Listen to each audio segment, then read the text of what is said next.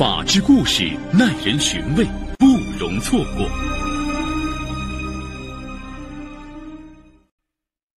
时年24岁的李小新出生于北京郊区，他的父亲李军、母亲王丽芳都是工人，夫妻俩省吃俭用，把攒下的每一分钱都用在了培养女儿李小新身上。而李小新也没辜负父母的期望，2003年以优异的成绩考上大学之后，又顺利应聘到北京一家大型的公关公司工作。女儿工作稳定后，李军夫妇总算长舒了一口气，接下来该为女儿的终身大事着想了。虽然女儿身边不乏追求者，但李军夫妇没有一个满意的。在他们看来，他们不奢望女儿大富大贵，但一定得在北京有套住房。在寸土寸金的北京，他们深知房子对一个家庭意味着什么，而他们只是普通的工薪阶层，就是想资助女儿买房子，也是心有余而力不足。因此有一套婚房则成了李军夫妇挑选女婿的门槛。他们四处托亲朋好友帮女儿在北京物色男朋友，可找来找去，托了不少亲朋好友，也没找到一个让他们满意的。正当夫妻俩愁眉不展的时候，李军在北京的远房侄儿给他打来电话，说自己有个好朋友年轻有为，在北京开了自己的公司，目前还是单身，属于经理一族。他觉得此人挺适合李小新的，因而给他们打来电话，看能否安排两人见上一面。李军一听，一边连声谢谢侄儿，一面赶紧前往北京，决定亲自陪着女儿相亲。2008年5月3号，李小新在父亲陪同下见到了身高1.82米的王光宇。王光宇是北京人，大学毕业之后创立了一家贸易公司。经过几年的打拼，刚满30岁的王光宇已经身家不菲。当王光宇穿着一套笔挺的西服，开着宝马车来接他们的时候，李军的心里乐开了花。饭桌上，王光宇谈吐大方得体，举手投足之间透露出一个成功男人的成熟与稳重。而王光宇第一眼看到李小新时，就对娇小玲珑的李小新动心了，因而对父女俩格外殷勤周到。回到家里，李军向妻子绘声绘色地讲了在北京的所见所闻，把王光宇大大夸赞了一番。王丽芳听丈夫这么一说，也激动不已，夫妻俩当即商议给女儿施压，让她赶紧和王光宇处对象。李小新对父母的话不置可否。王光宇虽然优秀，可是他的心却并没有被他真正打动，因而对王光宇的多次邀请，他都找借口拒绝了。再说李军夫妇回到家都1个多月了，女儿和王光宇还是没有丝毫进展。每次在电话中追问女儿都支支吾吾。情急之下，李军和妻子决定再上北京督促女儿。在他们看来，没有什么比女儿的终身大事更重要。一见到女儿，王丽芳就一把鼻涕一把泪，逼女儿和现任男友郭晓明分手。她声泪俱下地说：“我和你爸这满身的心血都花在你身上了，妈也不图你大富大贵，只是希望你在北京能有个像样的家。”经不住父母的软硬兼施，李小新终于正式和王光宇建立了恋爱关系。2008年12月，双方家长见面后，李小新和王光宇登记结婚。看到女儿终于有了一个幸福的归宿，李军夫妻俩欣慰不已。此时李军所住地适逢拆迁，李军夫妻得到了一笔拆迁款。为了方便照顾女儿，他们出资在女儿住处附近买了一套50平米的房子住了进去。刚开始，王光宇夫妻俩每天晚上总是在父母家吃完晚饭，才挽着手回自己的家，日子倒也过得平静安逸。可这样的日子并没有持续多久，夫妻两人就开始出现了矛盾。王光宇总觉得妻子好像有什么心事，对自己从来都是淡淡的，像个冰美人，这让王光宇有点恼火，感觉自己费尽心机娶回来一个木乃伊。再加上公司公务缠身，王光宇的脾气和耐心也越来越差。2009年1月的一天晚上，李小新看王光宇正在书房处理公务，没有和他打招呼，也忘了带手机，就带上门出门散步去了。不知不觉已经过了晚上10点。当李小新推开家门时，发现王光宇正横眉怒目地看着他。你死哪儿去了？李小新见丈夫说话粗鲁，懒得搭理他，就径直进了卧室。妻子的轻蔑神情一下子惹毛了王光宇，不知道从哪里冒出来的怒火，王光宇冲进卧室，像拎小鸡一样把李小新拎起来，摔到客厅。哎呀！李小新的头碰到了玻璃茶几上，疼得她直掉眼泪。她几乎不敢相信丈夫居然向自己动粗。她哭着说道：你是不是个男人？居然都是打女人！我让你哭，我让你撒谎！王光宇不由分说，抓起瘦小的李小新就是一顿拳打脚踢。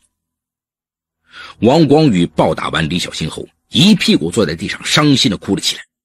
李小新连正眼也没有瞧一下他，擦了擦嘴角的血，就把自己关进了卫生间。李小新看着镜子里的自己，披头散发，鼻青脸肿，嘴角边上有2道清晰的血痂。他张开嘴，把毛巾塞到了嘴里，使劲地控制着自己的哭声。此时王光宇用钥匙打开浴室房门冲了进来，抱着李小新放声大哭，连声说对不起。第二天一早，李小新打电话到公司请假之后，就戴上墨镜和围巾，把自己裹得严严实实，去了朝阳医院处理伤口，并开了一大堆活血化瘀的药物，一直到晚上7点多钟才回到家中。刚一进家门，王光宇就扑通一声跪在妻子面前，他痛哭流涕地向妻子发誓，以后再也不动粗了，请妻子原谅自己一次。李小新见王光宇态度诚恳，含泪点头表示原谅。李小新哪里知道，男人一旦养成了动手打老婆的习惯，就像吸鸦片上瘾一样，有了第一次就不愁有第二次。2009年3月4号晚上9点，正要从父母家出门的李小新接到高中同学的聚会电话，他随口跟母亲说：爸妈，我明天有个聚会，不回来吃饭了。这时李小新感觉到王光宇的脸色顿时铁青下来，嘴角剧烈地抖动了几下，不过见父母在旁，他还是忍住了。10分钟后，两人回到家中，一关上房门，王光宇怪声怪气地说：李小新小姐，明天家人有约呀。李小新见丈夫阴阳怪气，也气不打一处来，她把房门一关，准备换衣服洗澡。王光宇的公司新近才飞了一笔100万订单，本来他就心烦意乱，焦头烂额，想到自己辛苦在外打拼，妻子却一点不体恤，还一副要死不活的样子。他火冒三丈的一脚踢开房门，一把把妻子抓到客厅。李小新惊恐地看着王光宇举起的手，颤声说道：你忘了上次你是怎么发誓的？难道你又要打人？是你逼我打你的。说完，王光宇用足浑身的力气，一巴掌将李小新扇了个趔趄。单薄的李小新哪里经得起身强力壮的王光宇的打，他几乎是一下子飞了出去，身子撞在梳妆台，桌子撞翻了，桌子上的东西哗啦啦散了一地。随着对妻子的拳打脚踢，一阵快意袭上王光宇的心头，似乎只有在他的拳脚下，妻子才那么柔顺。公司的烦恼似乎也随着对妻子的拳打脚踢而烟消云散。李小新的身子还没有着地，王光宇抬起脚又是一踹，李小新痛苦地蜷缩起身子。王光宇一把扯住他的头发，左右开弓，又是2个耳光。说，你说是谁？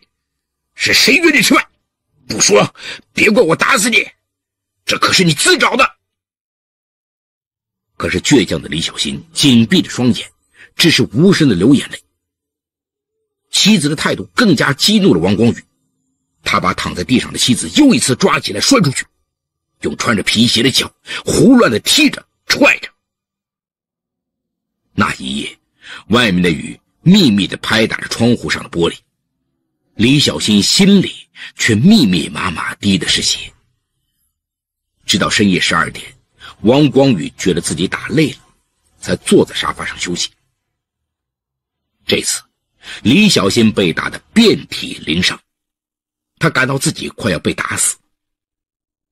李小新多次准备冲出门呼救，都被王光宇像小鸡一般抓了回来。趁王光宇打累了，躺在沙发上打盹的功夫，浑身剧痛的李小新连滚带爬打开家门，跌跌撞撞地奔向父母家。李军夫妇打开家门，看见浑身是血的女儿，大吃一惊：“妈，救救我！”说完这句话，李小新就昏死过去了。李军还没明白是怎么回事，女婿王光宇也随后赶了过来。他忙着和女婿一起将女儿紧急送到了医院。这一次，李军夫妇终于明白女儿遭受了女婿的家庭暴力。望着伤痕累累的女儿，李军和王丽芳忍不住潸然泪下。女儿一直被他们当成掌上明珠，从小到大夫妻俩连指头都不曾碰一下。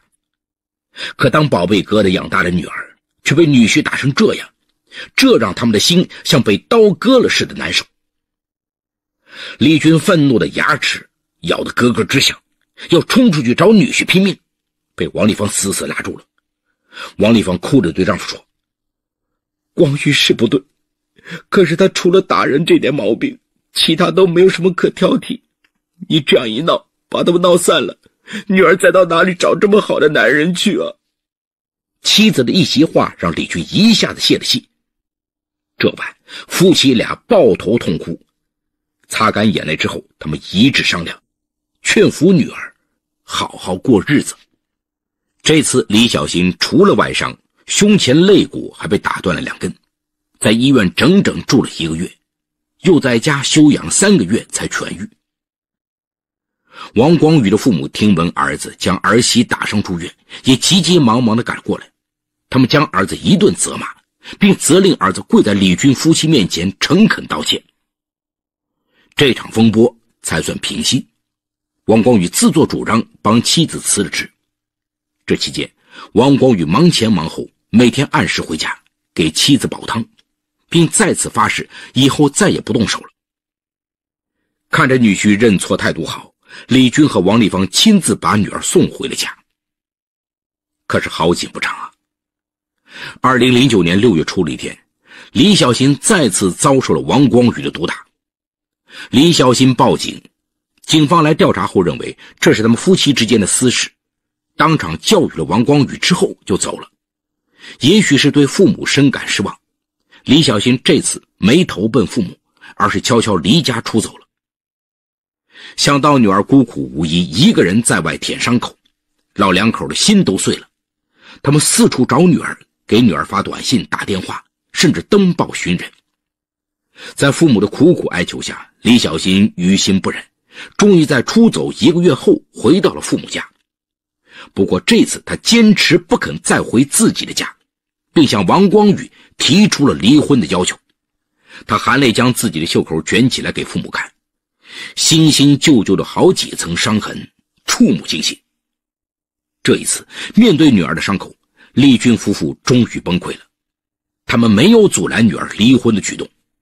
很快王光宇就找来了，他一进门就扑通一声跪在李军面前，声泪俱下：“妈，我错了，让小新跟我回家吧。”“不行，他被你打成那样，还要天天跟你在一起，你不觉得这是在迫害他吗？”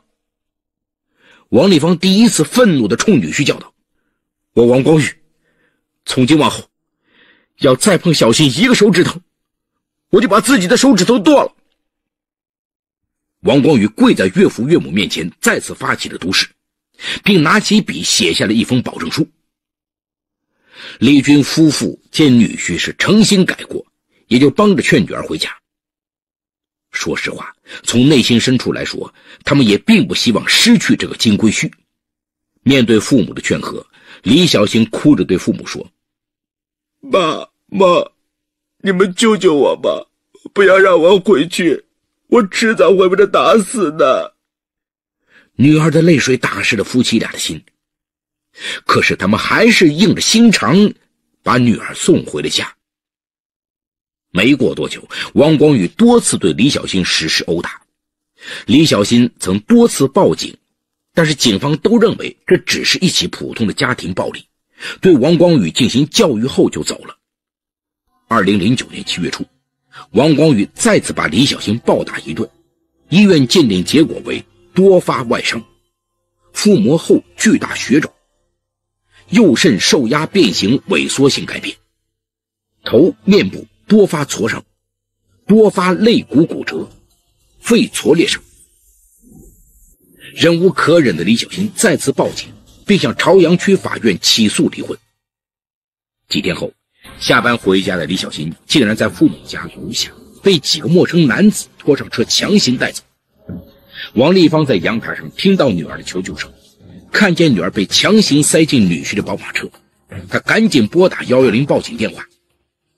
警方赶到后，了解劫持是因家庭纠纷而起，便只简单问了一下情况，并未对王光宇采取措施。李军开始疯了一般给王光宇打电话，但他都没有接电话。去公司找他，却被告知王总出差了。2009年7月18号，距离王光宇带走李小新已经是第3天了。傍晚，心焦如焚的王丽芳接到女儿的来电：我要撤销离婚诉讼，我现在很好，过一段时间就回去。电话的通话过程被警方录制下来。根据录音，警方认为李小新在电话里说的话无法证明他是被劫持，因而也没有对王光宇采取刑事拘留手段。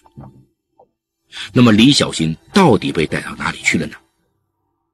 据案发后王光宇交代，在李小新向法院提出离婚后，恼羞成怒的他请了一帮兄弟把李小新带到了河北廊坊自己所购的一栋房子里。他每天拳脚相加地逼迫李小新去法院撤销离婚诉状，又逼着他给父母打电话表示不再离婚。2009年8月5号，被打得遍体鳞伤的李小新趁王光宇回公司处理事情的机会，再次逃出找到母亲。他浑身上下伤痕累累，当他见到母亲，只说了一句：妈妈，救救我吧。说完这句话之后，李小新就昏死过去。当晚经过检查，李小新全身各个脏器已经严重受损，肝、胆、脾脏全部破裂。当警察去医院给李小新做笔录的时候，曾经清纯美丽的她全身到处插满了各种导管，已经说不出话。此时李军夫妇看到女儿的惨状，愤怒地向北京市公安局朝阳建国门派出所报案。8月23日，王光宇被捕。虽然医生全力抢救，2009年10月2号，李小新终因多处脏器功能衰竭抢救无效死亡。尸检认定死亡原因为被他人打伤后继发感染，致多脏器功能衰竭死亡。随后，李家父母把女婿王光宇告上了法庭。在看守所里的王光宇得知妻子李小新已经医治无效死亡后，痛哭流涕的他向警方交代，他真的非常爱妻子，所以总觉得妻子不在乎他。妻子既不能在残酷的伤害中助自己一臂之力，又不能给予自己家庭温暖，因而工作一遇到不顺心的事情，他就靠打妻子来发泄，渐渐的他就收不住手，形成了恶性循环。沉浸在悲痛和后悔中的远不止王光宇一个。面对女儿冰冷的伤痕累累的尸体，李军夫妇伤心欲绝，悔恨交加。他们怎么也想不明白，他们只是想给宝贝女儿找一个稳定的家，给她一份舒适的生活，却没想到这份爱却断送了女儿年轻的生命。要是时光能够重来，他们宁肯女儿住着地下室，但是脸上有着健康明媚的笑容，而不是住着豪宅开着宝马车却天天不快乐，以至于香消玉殒。同时王光宇的父母也一夜之间急白了头。王光宇是他们唯一的孩子，在他们眼里，儿子那么优秀，那么让他们引以自豪。他们无论如何也想不到，在生意场上游刃有余的儿子却无法处理婚姻生活，而酿出惨案。2010年7月，朝阳法院一审因虐待罪判处王光宇有期徒刑6年0.6个月。李军夫妇不服一审判决结果，上诉至北京市第2中级人民法院。2010年9月，二审法院作出判决，维持一审判决结果。好，故事说到这儿就结束了。